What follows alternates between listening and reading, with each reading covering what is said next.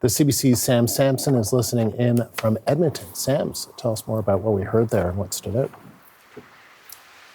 Yes, so the reason for the province-wide state of emergency, according to the Premier Scott Moe, there were several reasons. One is just awareness, he said, just to make sure people understand the severity of the situation. Another is help. Hopefully it will open doors so to ask for more help from other areas. We heard from Premier Moe that they're not only getting planes from places like Alaska and Quebec, but they're also getting firefighters from Nova Scotia, PEI. So this is an all hands on deck kind of situation for Saskatchewan as well. We heard from some of the officials there that this state of emergency can last 14 days with the possibility of being extended. So again, just kind of letting everybody know in Saskatchewan, this is not going to end anytime soon.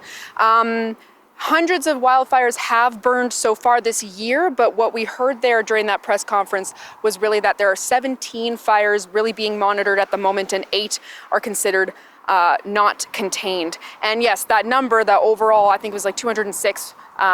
Overall, that is a higher number of fires than compared to the 5-year average for that province.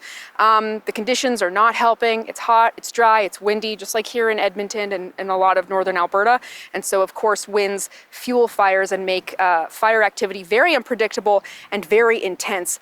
We also heard some more details about some of the fires themselves. So there's a 33,000 hectare fire in the north. The Pelican 2 fire, which is close to Pelican Narrows, is more than 50,000 hectares large. These are not small fires. And in fact, one of the fires near Creighton, Saskatchewan, is the one that splits the Manitoba-Saskatchewan border.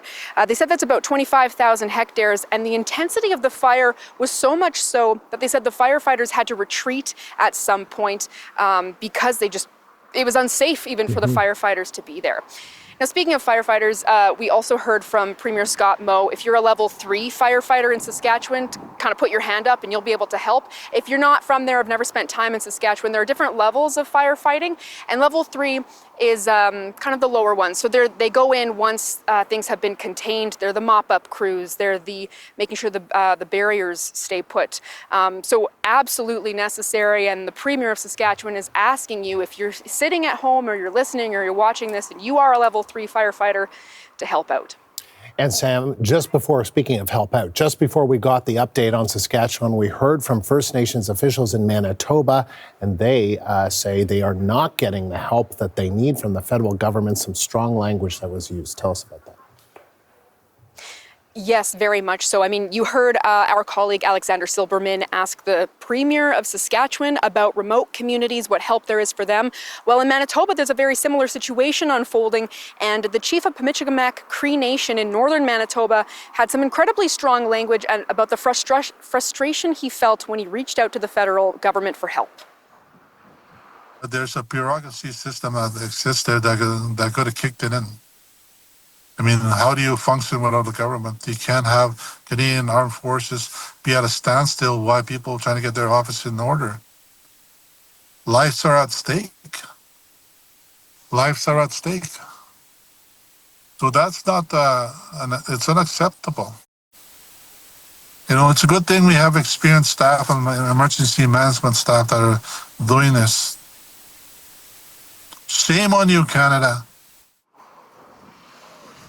That is some of the strongest language I've heard from First Nations leaders about the frustration they've felt in terms of evacuating their communities. And so what happened in Pimicikamak Cree Nation was about 6,000 people had to flee to Norway House, a nearby First Nation, well, nearby-ish for that area of the world.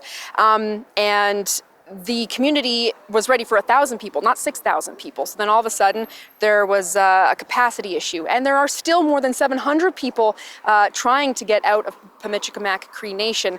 The stress, the complexity of the situation only magnified by the fact that some of these remote communities only have one way in, one way out. Some of them are fly-in communities, and airports have been compromised because of the fires. And so the frustration that we're hearing from some leaders is not new, but it is exacerbated by the fact that we are in another summer and this is happening and people are stressed out, and it has not been a smooth situation as far as we've heard.